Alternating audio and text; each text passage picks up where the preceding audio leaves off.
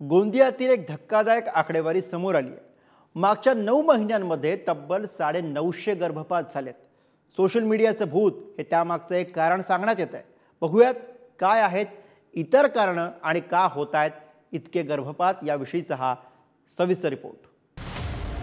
गोंदियात दरमहा गर्भपाताचं शतक। मागच्या 9 महिन्यात तब्बल 957 गर्भपात। सोशल मीडियाचं भूत ठरतंय कारण। संसार वेलीला गोड सुंदर फूल उमलावं, अंगणात छान गोंडस बाळ रांगावं अशी अनेकांची इच्छा असते, पण गोंदियात या उलट धक्कादायक आकडेवारी समोर आली आहे। मागच्या 9 महिन्यात 1-2 नव्हे तर तब्बल 957 गर्भपात झाल्याचं उघड झालंय। सोशल मीडियाच्या मायाजालात तरुण पिढी पुरती अडकत चालली आहे। त्यांचा दिवसांचा बहुतांश वेळ सोशल मीडिया हाताळण्यातच जातोय।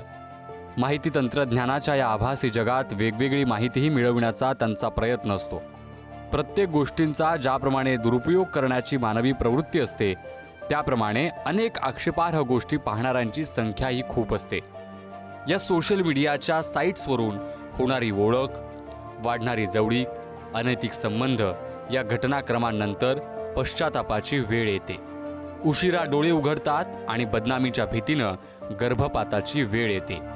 गोंदियातील गर्भपाताचा आकडा वाढण्याचं हे कारण आहे। टीनेजर्स आणि त्याच्यानंतर म्हणजे अर्ली 20s आणि जी मुलं घरापासून दूर राहतात, हॉस्टेल्समध्ये वगैरे राहतात, तर त्यांच्यामध्ये सोशल मीडियाचा इतका जास्ती इन्फ्लुएन्स आहे की लिव्ह इन रिलेशनशिप्स आणि त्याच्यामुळे वाढणारे अनमॅरिड प्रेग्नन्सीज जे होतात, म्हणजे ज्या मुली लग्नाच्या अगोदर गर्भधारणा होते ज्यांची, त्या सुद्धा MTP साठी येतात। आणि त्याचा प्रॉब्लेम असा आहे की एक तर सोशल मीडिया इन्फ्लुएन्स आहे, एक नवीन वे ऑफ लिव्हिंग सुरू केलेलं आहे लोकांनी, आणि पण त्याचबरोबर जे एक कॉन्ट्रासेप्टिव्ह काउन्सिलिंग त्यांचं झालं पाहिजे किंवा काय प्रिकॉशन्स घेतले पाहिजे की हे नाही व्हायला, की अनप्लॅन्ड प्रेग्नन्सी नाही झाली पाहिजे, ते अजून तेवढी जागृतपणा आलेली नाही आहे आणि ती मला वाटतं अजून वाढवली पाहिजे।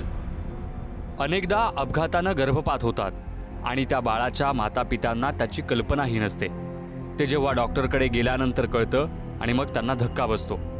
सरकारनं दिलेल्या 24 आठवड्यांच्या सवलतीमुळे फॅमिली प्लॅनिंगच्या उद्देशानं काही जोडपी गर्भपात करतात। यासह गर्भपाताची 3 कारणं असल्याचं डॉक्टर सांगतात। काही स्पॉन्टेनियस गर्भपात होतात, जे आपल्या घरीच गर्भपात होऊन जाते। महिलेला ब्लिडिंग वगैरे झाल्यानंतर समजते की आपल्याला गर्भपात झालेला आहे, तेव्हा ते दवाखान्यात येतात, तेव्हा डॉक्टर सांगतात की तुमचा पूर्ण गर्भपात झालेला आहे। काही लोकांना काही ट्रॉमा होते, कुठून पडले किंवा काही ॲक्सिडेंट झाला, त्याच्यानं त्यांना थोडंसं ब्लिडिंगसारखं जाणवते, पण तेव्हा पूर्ण गर्भपात झालेला नसतो। पण जेव्हा ते डॉक्टरकडे जातात तर डॉक्टर सांगतात की याला गर्भपाताची सुरुवात झालेली आहे आणि आपण याला थांबवू शकत नाही, त्याच्यामुळे त्याला मेडिकल टर्मिनेशन ऑफ प्रेग्नन्सी जे म्हणतो आपण MTP ते केलं जाते त्यांचं।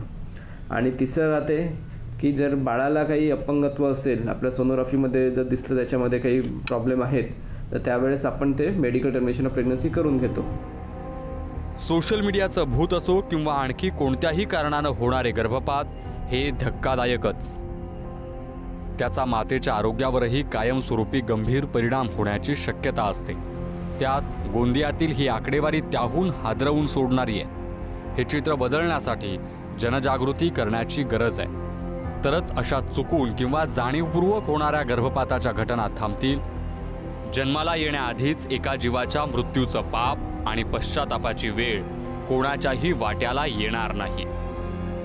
गोंदियाहून आशिष जुनघरेसह रशिदी नामदार, पुढारी न्यूज।